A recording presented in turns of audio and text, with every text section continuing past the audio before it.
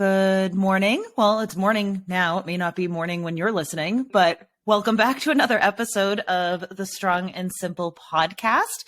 It's Michelle, and I'm here with Marissa and Tina Tang back for a repeat guest spot with us today.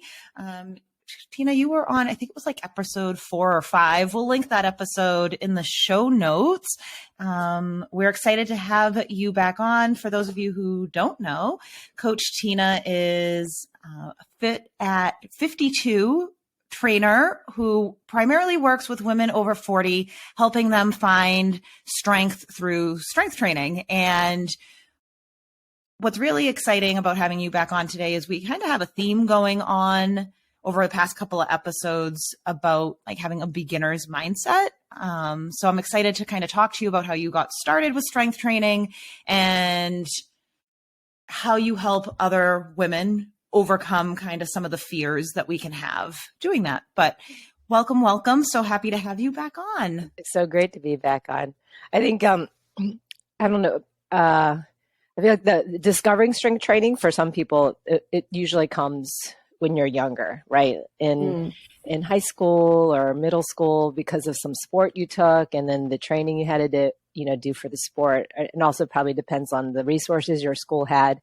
But in my generation X, we did have strength training. We had, strength training in high school, but it was a class that was all teenage boys. So as a teenage girl, it's really intimidating. You don't want to go. First of all, you're thinking, okay, everybody already knows what they're doing. And then I'm the only girl. And at that time, in that age, you think we're so self-absorbed, like everybody's looking at me and you're thinking about how your body looks. So I think it's hard to have that exposure at a younger age. So for me, it didn't start until, actually, I just wrote that in our weekly newsletter. The first time I officially strength trained was taking a group fitness class. I was probably 41 then because I was in the middle of a very contentious divorce, and I had moved out. And when I was living by myself, I would go across the street to the gym, and I was never a gym rat, to find a little bit more some social exposure. And so that's why I started taking classes there. So my first exposure was group fitness using dumbbells and body bars. Oh, that's really cool. That social aspect of strength training in that community, when you find the right one that really jives and jams with you, it can be so fulfilling. Yeah, that, and then I think as you're starting it I think for a lot of people going to a group fitness class, it's that social aspect, right? Even these days when people work from home, you're going there is your little escape from work or being at home working. Yeah. So that's a nice, I guess, add-on to the strength training. And then as you start doing the exercises or the workouts, that feeling you get afterward is what keeps most people coming back. I would say that's what keeps you coming back. And then as you go regularly and noticing what you can do, I used to only pick up a 5-pound dumbbell, and now I can do an 8-pound or a 10-pound. And so you get to see visual, numerical progress, I guess, with knowing what you can pick up, and then also feeling your capabilities of, this used to feel heavy, and then now this doesn't feel heavy. And the idea of heavy, I think about that when we work with beginners.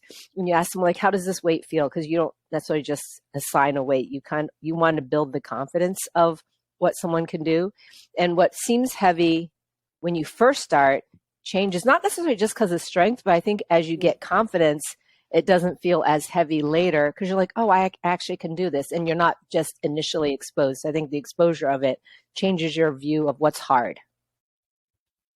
Yeah, I agree on that. And I mean, I think that the narrative around strength training and the benefits of it and making it more socially acceptable for women to participate in strength training has definitely shifted, but we're still not fully pendulum swung from where I would say when we were growing up, that idea of not wanting to get bulky, not wanting to look manly, to make sure that we stay feminine looking and dainty looking, right? To stay small and thin, is still, you'll see the marketing for strength training in many places still as, this is the best way for you to lose weight, is strength training, as like the loop.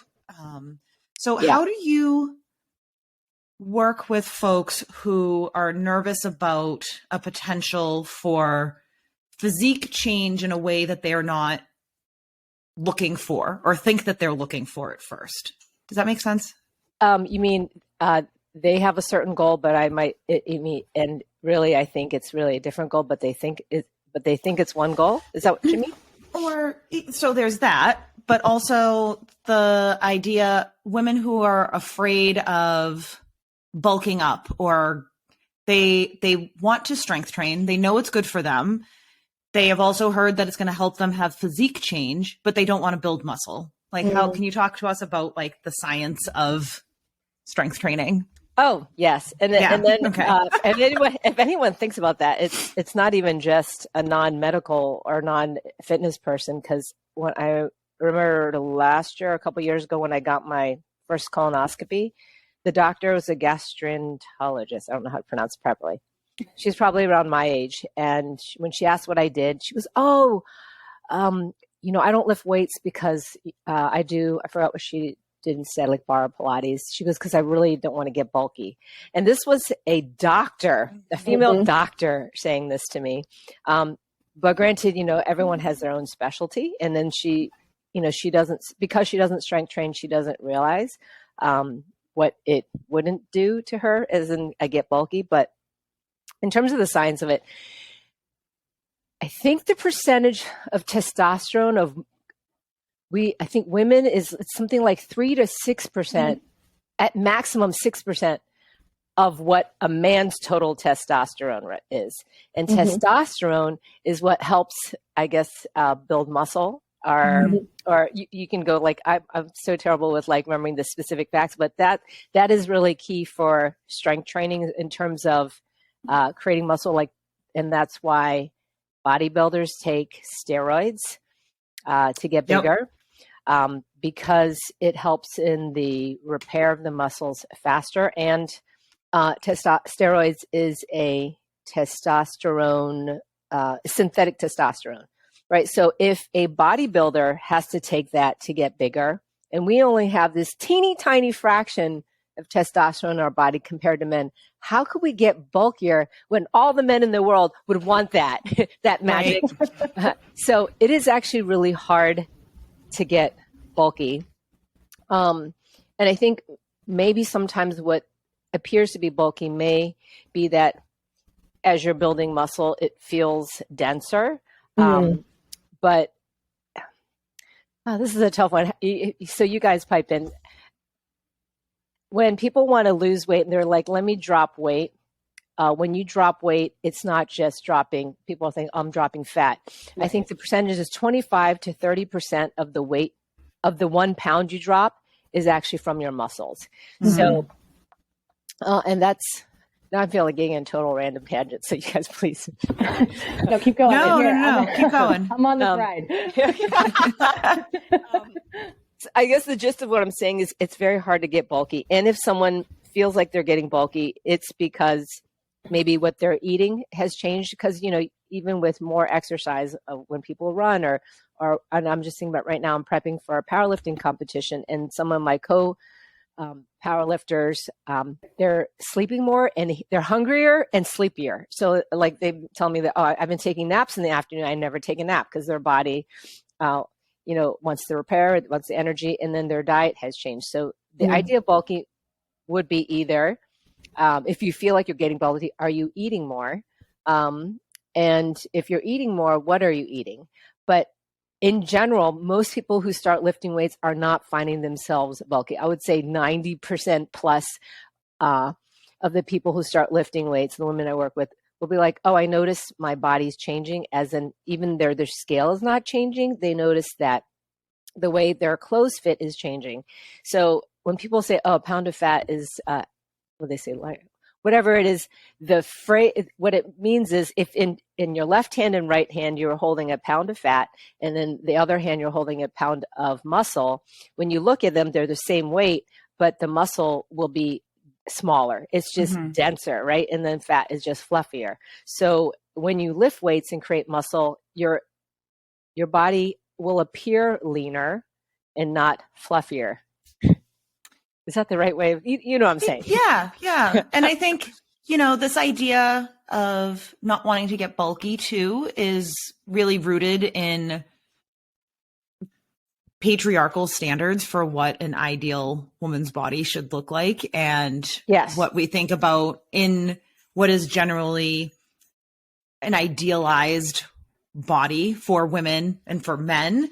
And that is the standard that kind of comes rooted down through, that creates this fear of like, well, if I look bulky or if I look too muscly, then, then maybe I'm not going to be desirable, aesthetically. Right. I think there's a lot of that piece in the, like, looped all in there. And when, for most of our lives, it's, how to lose weight, work out to lose weight, eat to lose weight. Right. So can we add one thing in there for when people listen?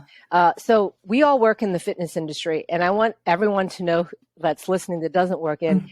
The reason why the fitness industry continues to use that is because it sells.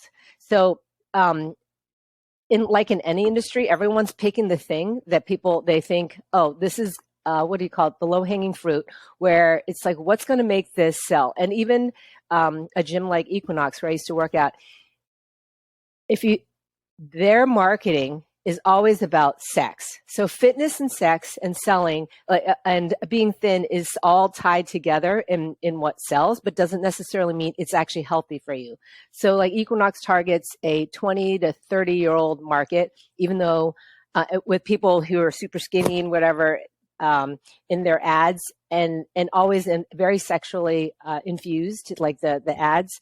And you have to remember, like, what sells is not what's healthy. Yeah, but we're all in the same what do you call that, fitness philosophy.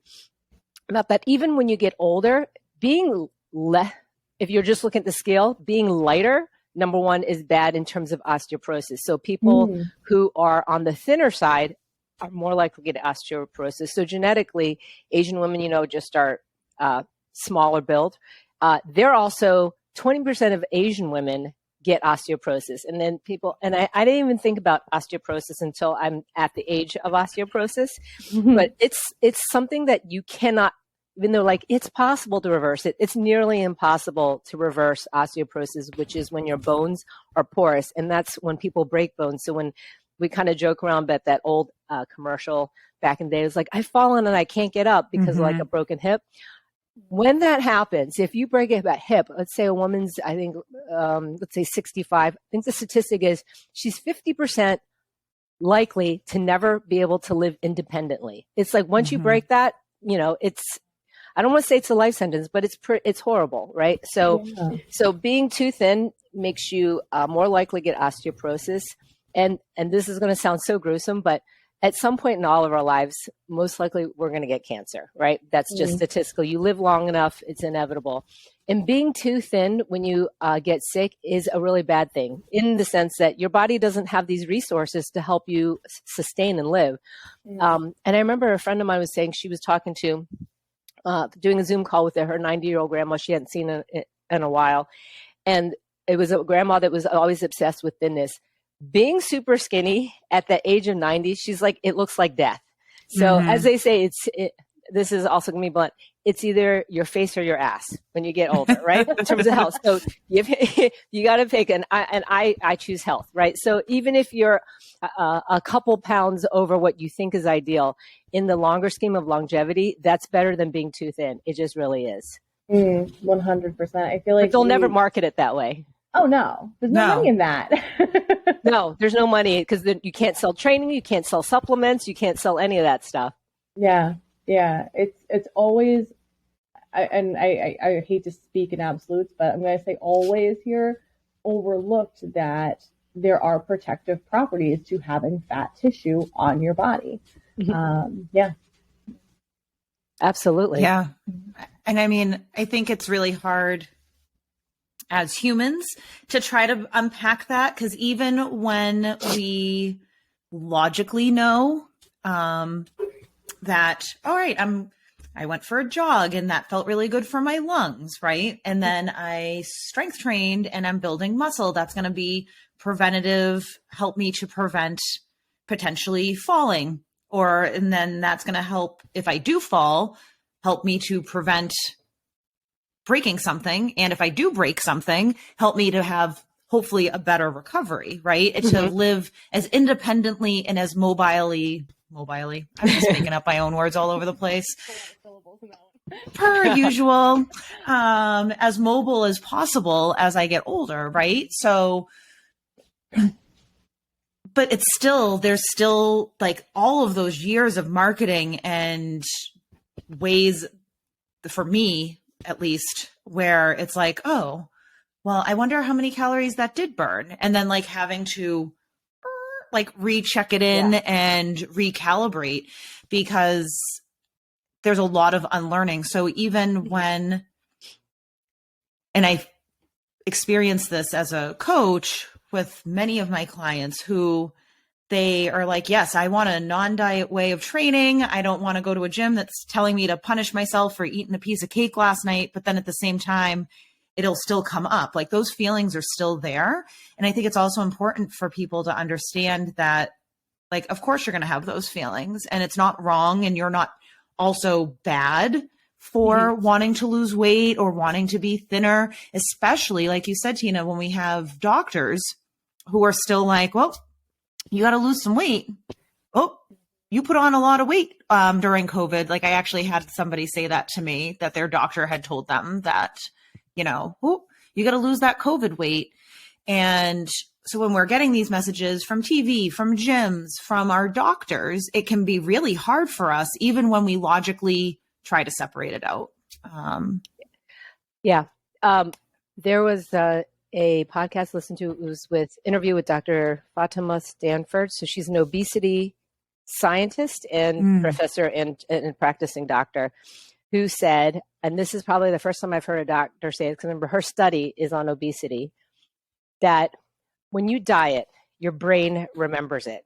Even though people are like, oh, you know, you might have just done a few times, she goes, your brain remembers it, especially if you're a frequent dieter, and the brain remembers the deprivation, because it's thinking, everything that our body does is for the ultimate goal of survival, whether it's good or bad for us. So it remembers all those yo-yo diets of having less calories, and it's thinking, I got to prepare myself for this when this happens again, especially if it happens more than once, if it happens several times. And what it does is it re-regulates the way the metabolism works. So metabolism being just, I guess it's like in a building when you have the heat and the air conditioning turning on to always maintain a certain temperature. So it's just in having our body breathe, sleep, eat, digest, walk, do any of that stuff. It re-regulates how it uses the energy to do all the everyday stuff. And what it does is it tries to slow everything down.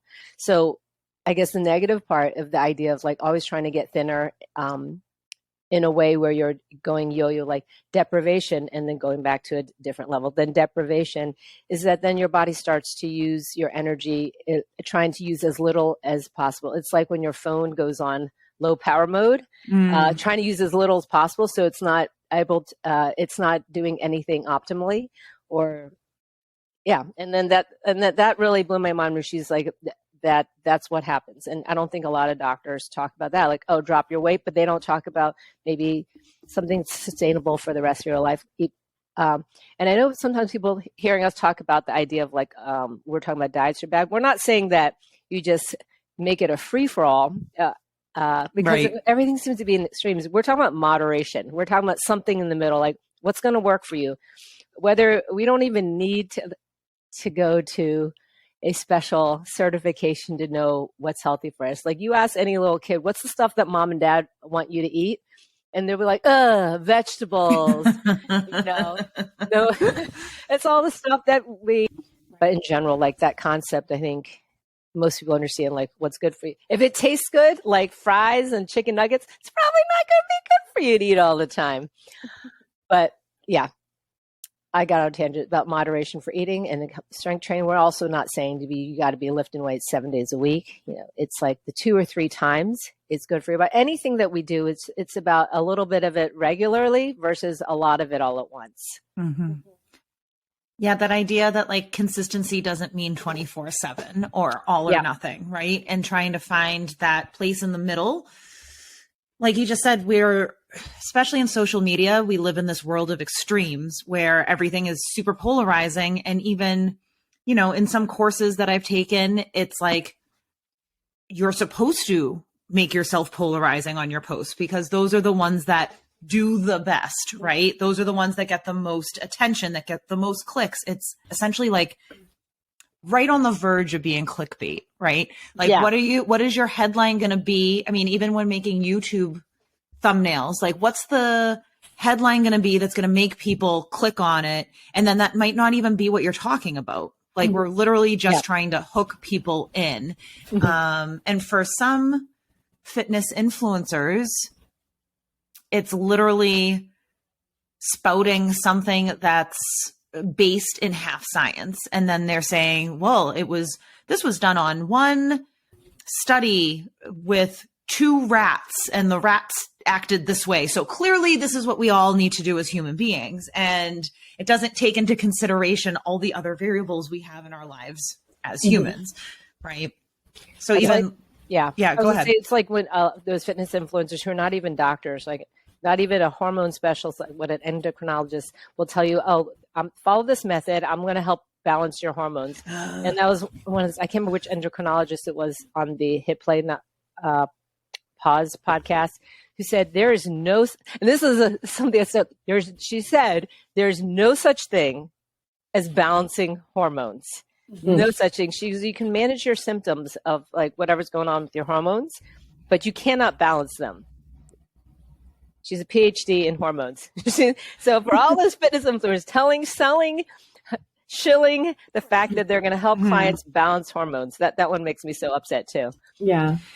Especially, I feel like the women over 40 population has become almost as targeted.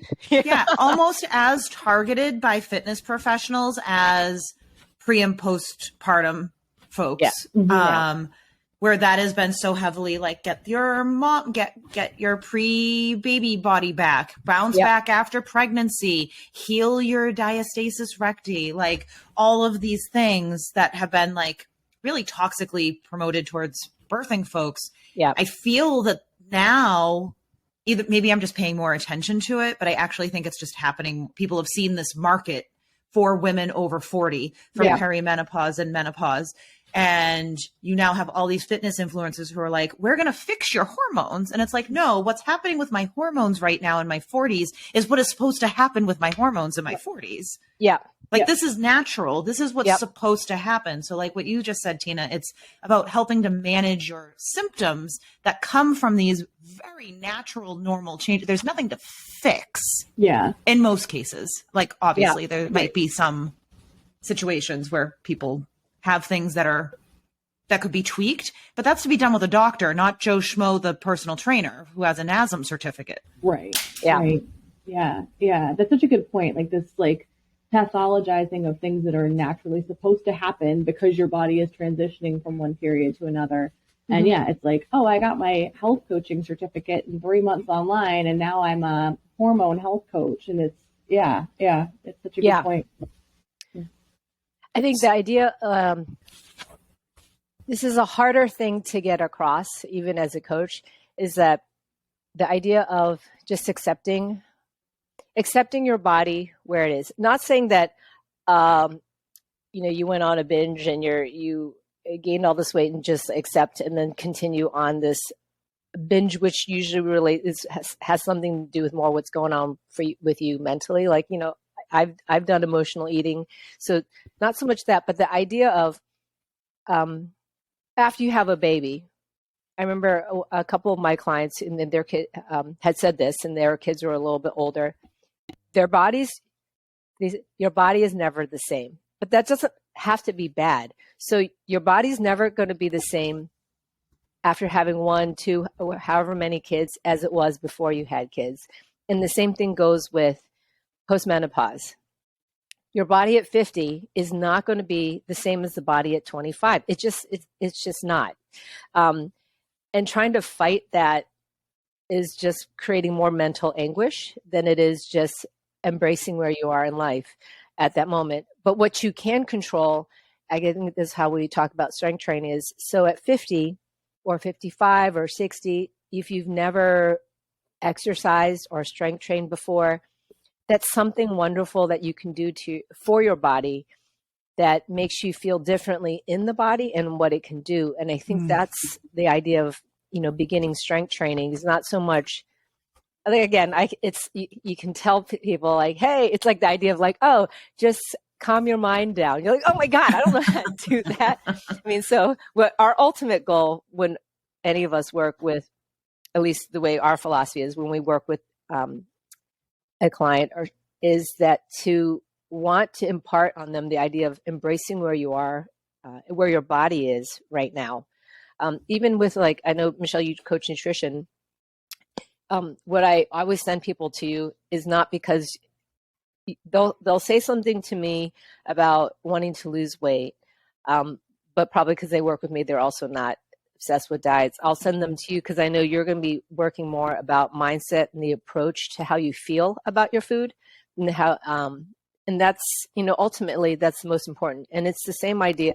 I think about that also with sleep. I always talk about sleep because I think most women going through perimenopause or postmenopause, I think the percentage is 50 to 60% of the women have sleep issues, not just hot flashes, but some sort of insomnia. And while we want to have a quick fix like Ambien or something where you can get the sleep that night, and I get it, because if you haven't been sleeping for many nights, you just want to sleep.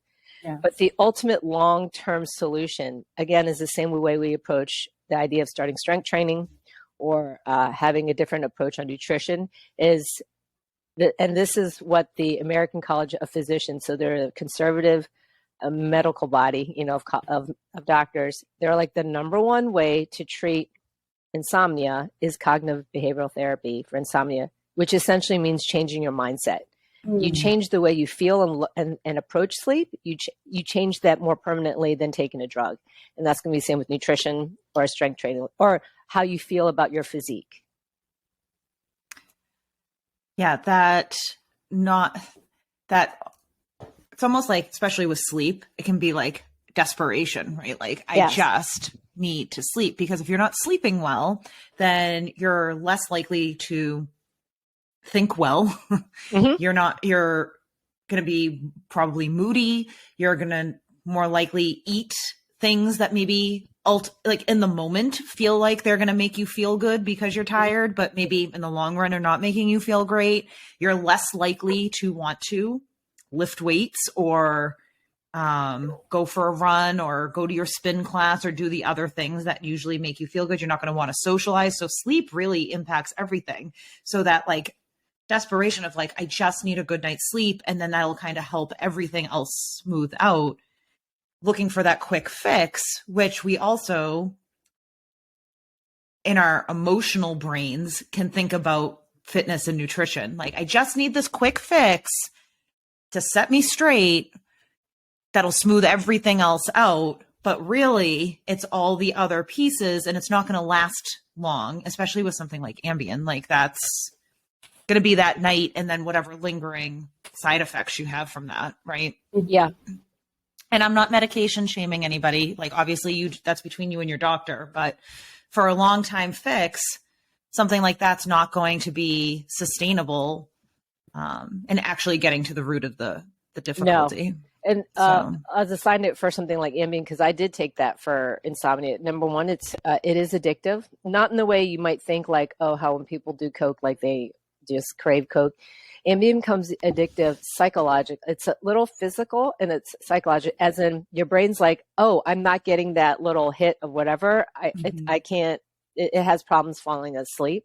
And it's not necessarily because it makes you sleepy, because Ambien only actually gives you 20 minutes more of sleep. And I think for some people, like for me, it helped me fall asleep, but the actual sleep time is not, you're talking 20 minutes.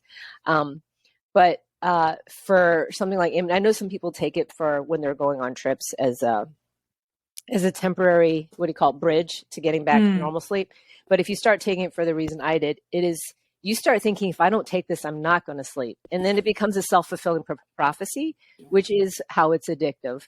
Because even when you're trying to get off Ambien, if you do what my doctor, who didn't have a background in it, said, he's like, some days take it, some days don't.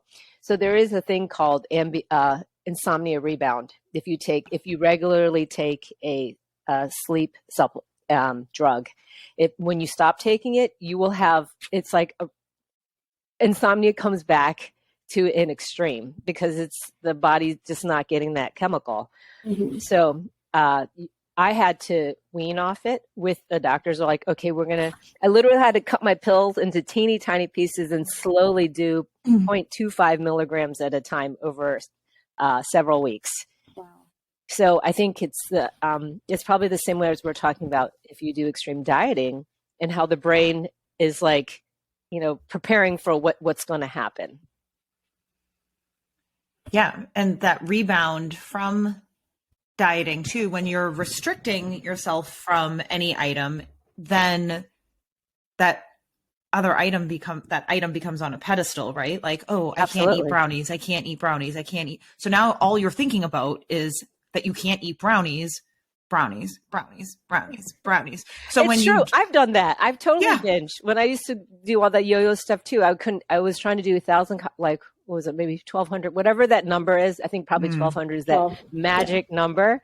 And then I would be depriving all day. And then at night, so for me, my restrictive thing was peanut butter. So I would, of course, have it in the house. And then I was like, I'm only allowed 1 tablespoon for it. And I don't know if you love peanut butter, but I'm sorry, 1 tablespoon, as soon as you get that, like, it's like so delicious. So then I have another one. Then I'd probably eat more than half the jar because I was like, I'm not allowed this. Okay. Then I was like, I'll just restart tomorrow.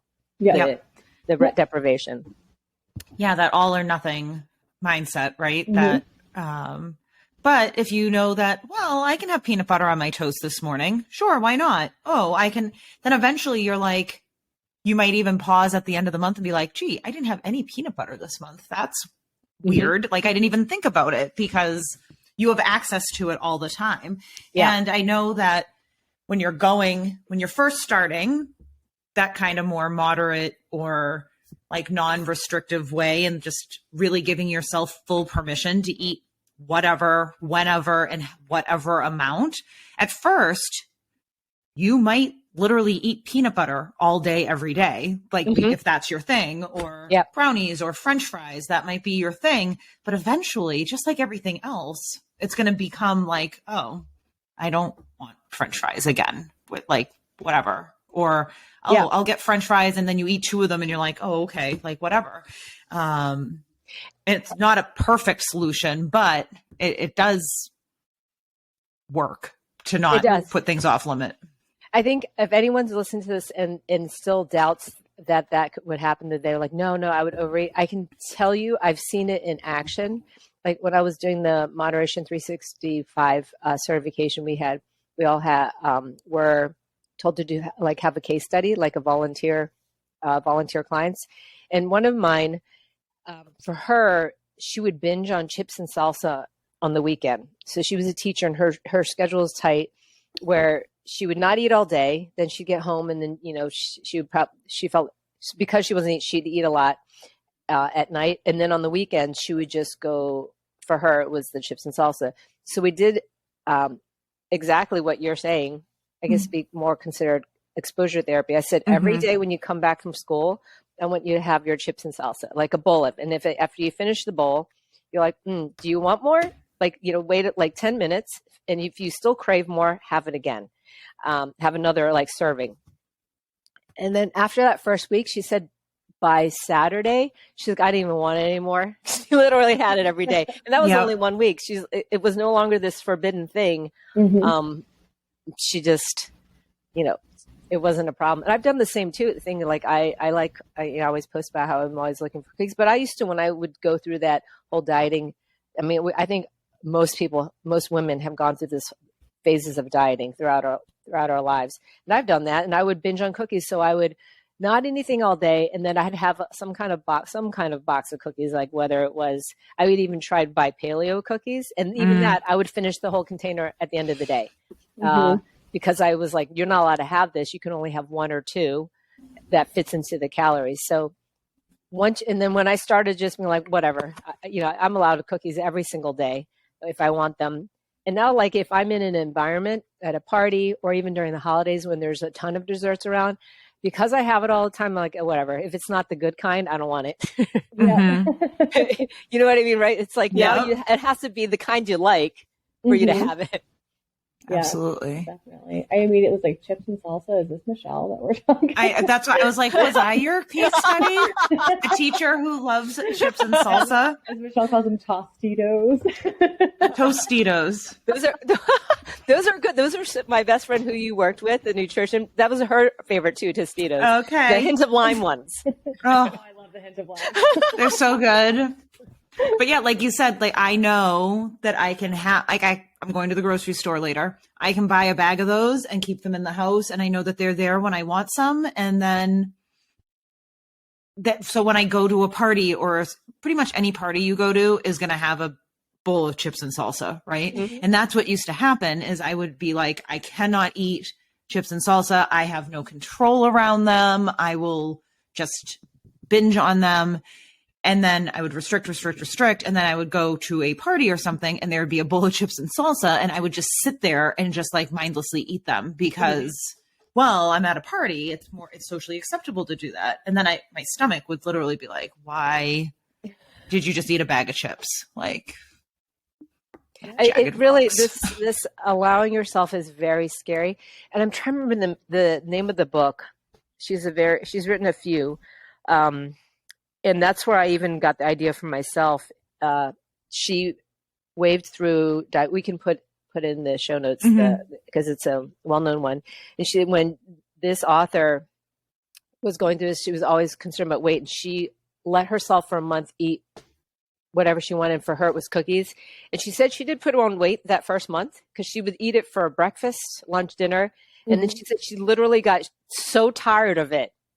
Just like the idea of like eating this like forbidden thing that she did not want it anymore for a long time. And now it's just like occasional. But I think it's the scary idea of I'm just going to blow up and it's never, ever, ever going to end. I'm just going to keep eating. I'll just keep gaining weight. But no, there's just like your body self-regulates, your mind self-regulates. The mind's like, I'm tired of this. You're like the taste buds are like, I'm so sick of eating this. I don't want to touch it again. It's kind of an interesting, having a little bit more trust in yourself. Yeah. Yeah. I feel like this is so valuable for listeners, right? Because it is, like you were saying, it's so easy to hear people talk about habituation with, trigger foods and be like, yeah, sure. I'm sure that you got to that point. It's great that it worked for you. Or, there's no way that I could ever get to that point. Literally every single one of us on this episode has a story about habituating to one of our trigger foods and getting to that point where it's fine.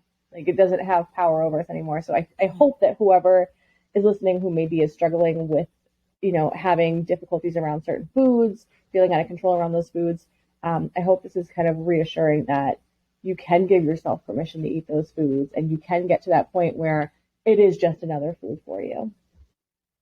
Yeah. I don't get off my soapbox. I think the other thing is too,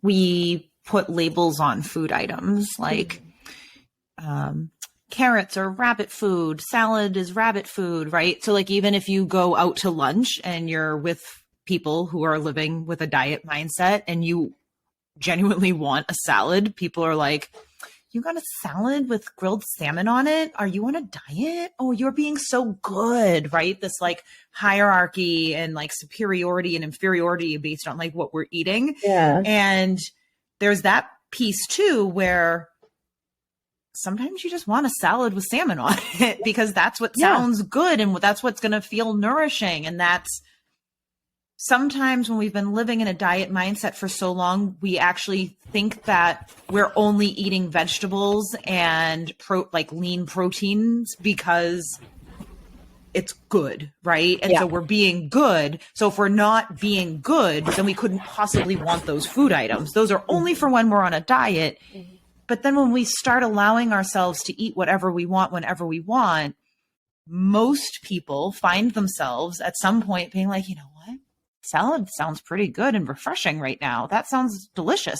Put some feta cheese or some goat cheese on there, like whatever, like add some nuts, right? Like whatever is going to make it flavorful. And when we stop really putting these labels on food items, it also changes like how we enjoy food items.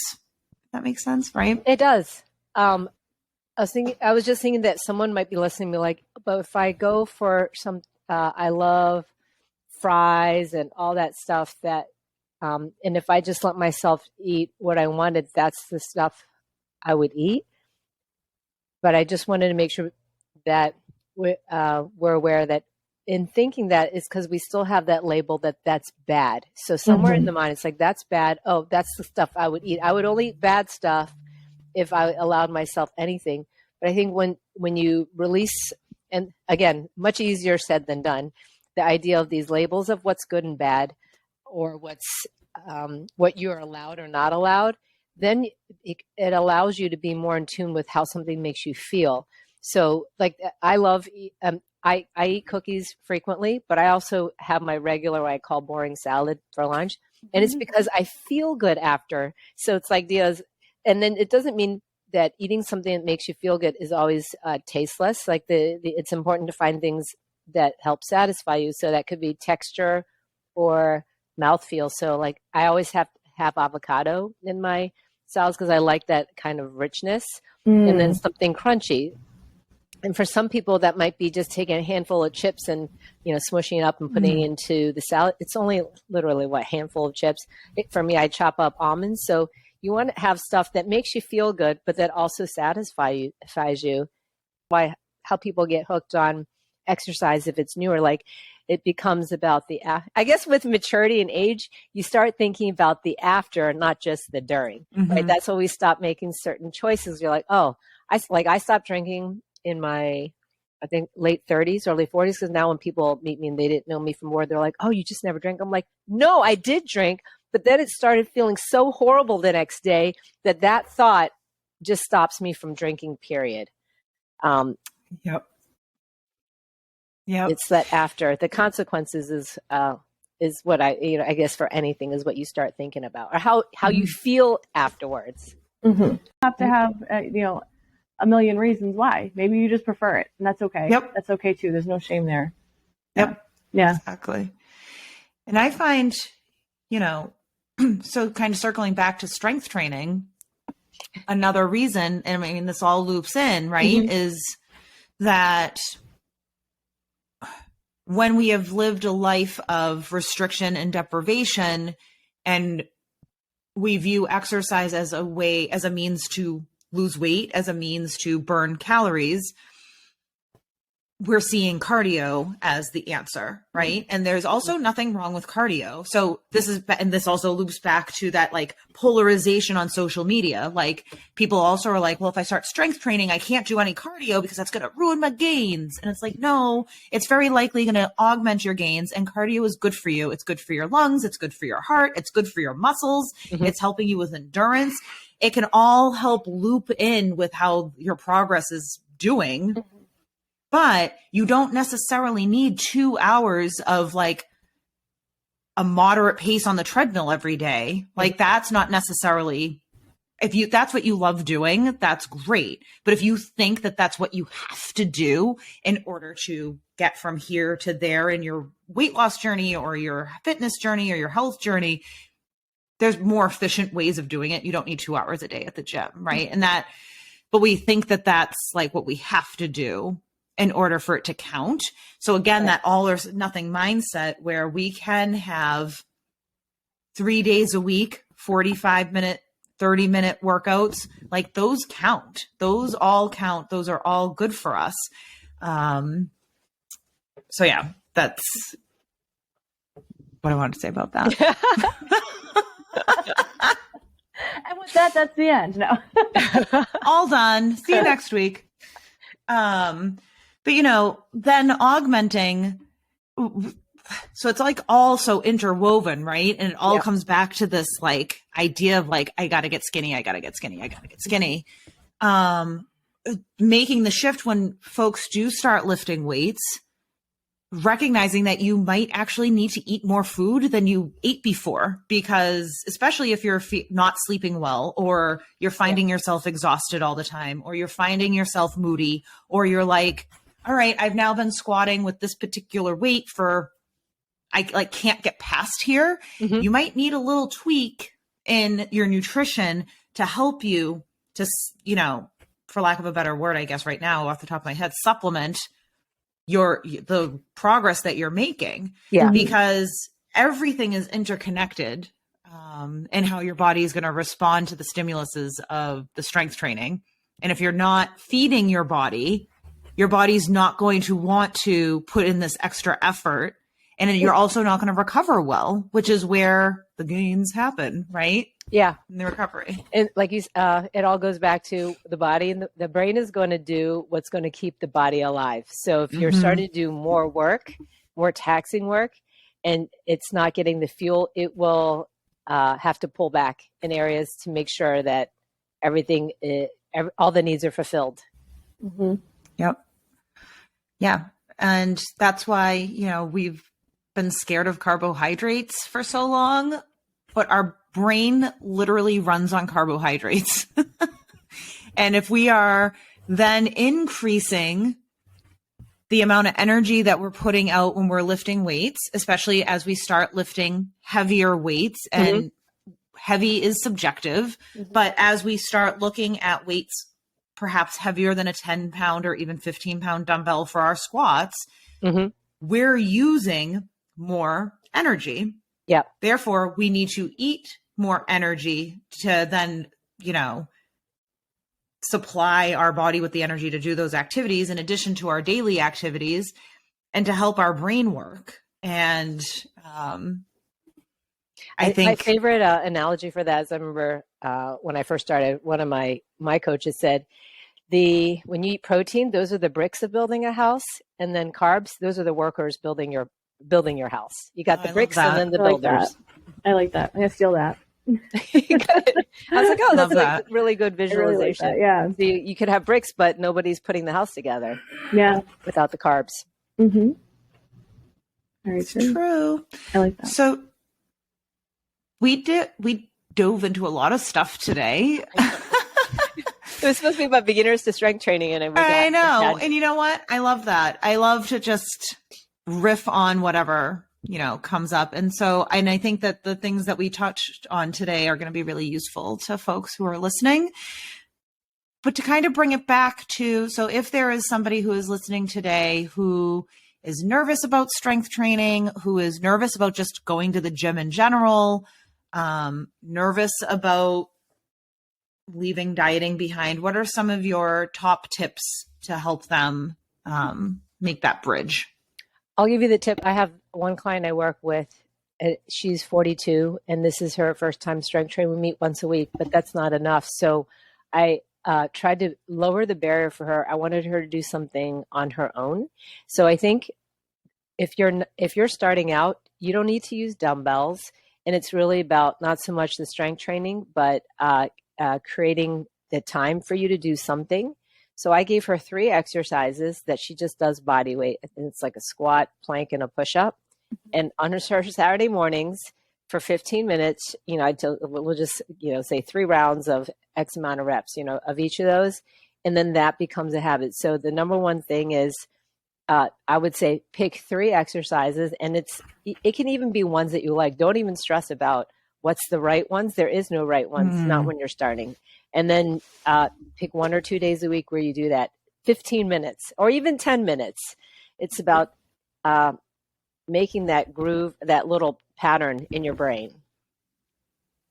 I love that. Yeah. So just get started. You just get started. Yeah. Because we get fixed on this whole, what's the right thing to do? What's the right amount of time. There is no right. The Right. start is the right. Yeah. Absolutely. So where can folks find you, Tina, including your new, tell us a little bit about your podcast that's going to be launching soon. It's called Tina's Survival Guide to Health Over 40. It'll be, some of the episodes will just be me talking about subjects. That's how I think of it. It's like mental health is part of health. Like for example, surviving your divorce. I'm going to be interviewing this week a sleep specialist. She's a PhD in sleep behavior. I think she's a practicing clinician, and she's a professor. We're going to talk about CBTI, which we discussed on today, about amazing the mental aspect of approaching your sleep. So that's going to launch April 1st. Can't wait. Ooh, ooh. Yay, April 1st. And you can all find me on Instagram at IronStrongFit, and my website is ironstrongfitness.net. Awesome. Great. Well, thank you so much for being our repeat guest with us, and everybody who is, listening. Make sure you go give Tina a follow. Make sure you give her new podcast a listen when it launches on April 1st. And thanks again, Tina, for joining us. Thank you. Thank you.